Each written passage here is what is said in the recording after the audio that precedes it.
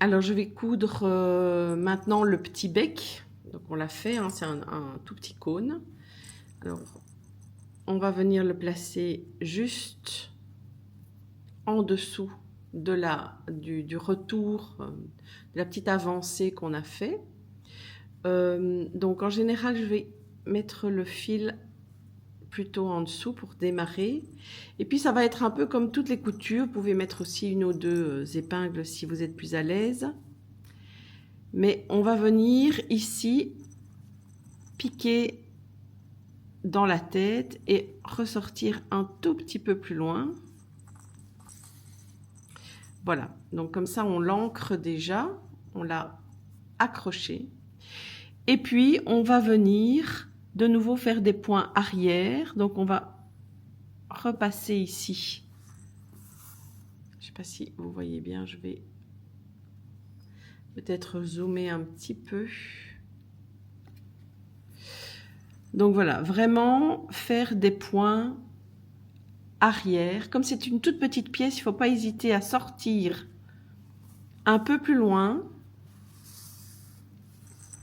puis à repasser dans le même trou pour aller chercher, pardon, voilà, la maille suivante. On revient en arrière et on ressort un peu plus loin. On repasse par le même trou et on va sur la maille suivante. Puis je pique dans celle juste avant et je ressors un peu plus loin. Et je vais comme ça tourner tout autour. Donc bien mettre les mailles. Voilà. Et je viens piquer juste à côté et ressortir un peu plus loin.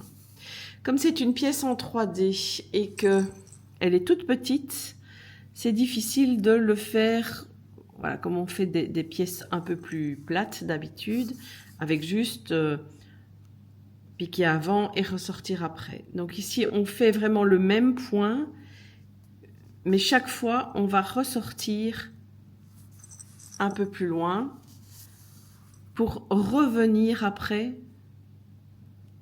sur la maille suivante. Donc, on revient derrière, voilà. On repique au même endroit.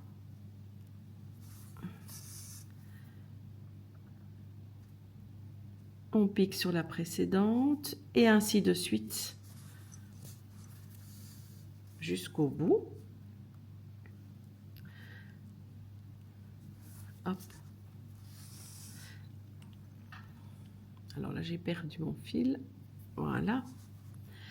Donc, celle derrière. Voilà. Je ressors un peu plus loin.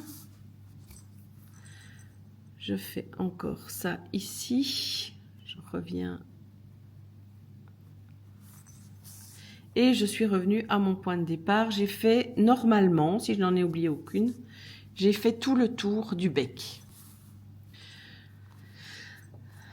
Je vérifie quand même que ça tienne bien, je tire un peu et honnêtement, moi j'hésite pas à refaire, il me reste assez de fil, à refaire un petit tour. Voilà, pour vraiment sécuriser, ce sont des petites pièces, donc j'essaye vraiment de sécuriser un maximum, qu'on ne puisse plus les détacher. Voilà, c'est tout pour le bec.